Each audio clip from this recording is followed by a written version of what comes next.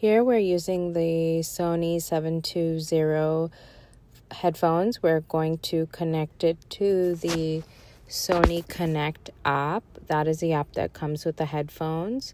So once we connect, notice that the Bluetooth is off. We'll have to connect it and turn on our Bluetooth. Once we've connected to the app, it will show you what mode you're in. So there's 3 modes: noise canceling, ambient sound, and off. And it shows you what position you're in. You're staying right now. And it's also showing you how to turn off the feature of sound control. And there's a shortcut that you can add to the device.